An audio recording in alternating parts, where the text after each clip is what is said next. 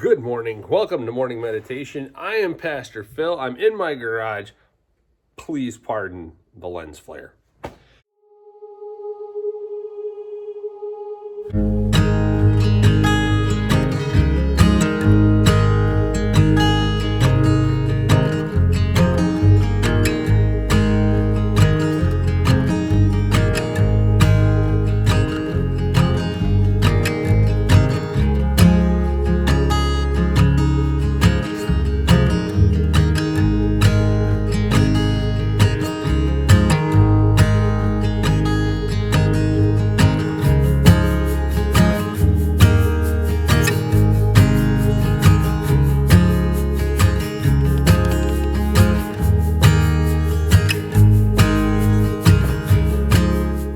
Good morning. I'm Pastor Phil, and this is Morning Meditation. I'm getting this recorded a little bit later in the day. I'm very sorry because of the darkness outside.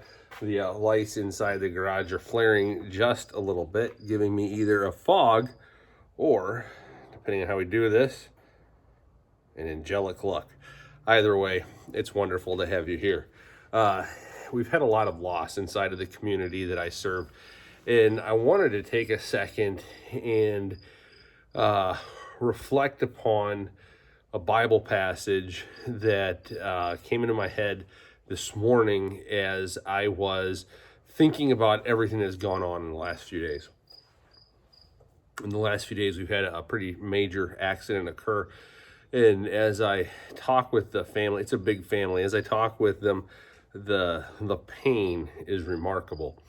Now, I know that they're dealing with a tragedy, but I also know that because this goes on online, that we all are dealing with a tragedy of some kind, and in many cases, it's death, just as they are. In other cases, it might not be death, but it could be the loss of something else. And the thing that comes into play as we contemplate this is the reality that any loss is the result of sin. I've got my truck here, and I absolutely love this vehicle. It's truly a blessing to have it, but the tires wear out. And the reality is that as those tires wear out, it's the imperfection in them. It's the sin. Your clothes will wear out. It's the sin. Sometimes we lose our jobs because of something that occurred, and we mourn that loss. Our marriages fall apart, and we mourn that loss. There's all kinds of places where we mourn these things. And what I wanted to do was take a moment and share the passage that kind of flashed through my mind as I was thinking about the loss this family is dealing with, but then also the loss that we deal with, maybe not as grievously as family members, but losses that we experience anyways, because we do mourn these things. And the passage is from Job chapter 19, verse 25, beginning with verse 25. For I know that my Redeemer lives, and he shall stand at last on the earth. And after my skin is destroyed, this I know, that in my flesh I shall see God, whom I shall see for myself, and my eyes shall behold, and not another. How my heart yearns within me. Job was going through a pretty desolate time. His wife had turned on him and told him to deny God. His kids had died. His wealth had been taken away prior inside of this section of Job.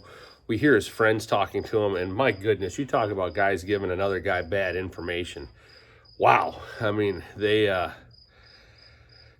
do a heck of a job giving Job bad theology, bad information, bad suggestions, and just not providing a godly perspective at any rate, in any way, inside of his life. But we hear Job make this testimony, and the testimony that we hear is one that points us into the future, remembering the work of God.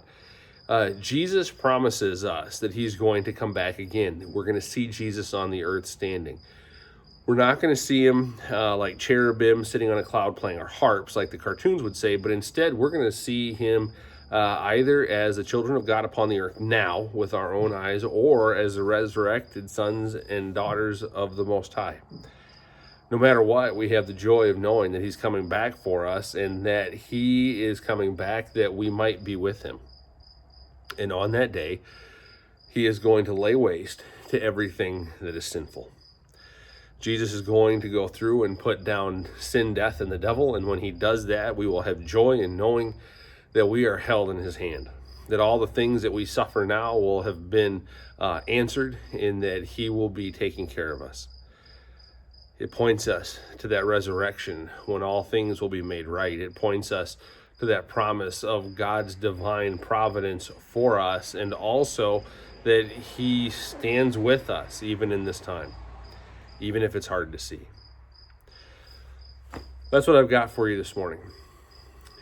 God is with you. He loves you, and he loves you so much. His son Jesus died on the cross for you. He died on the cross for you, and when he ascended into heaven, he promised he's going to come back. So we remember the fact that Jesus is going to come back, that promise is kept.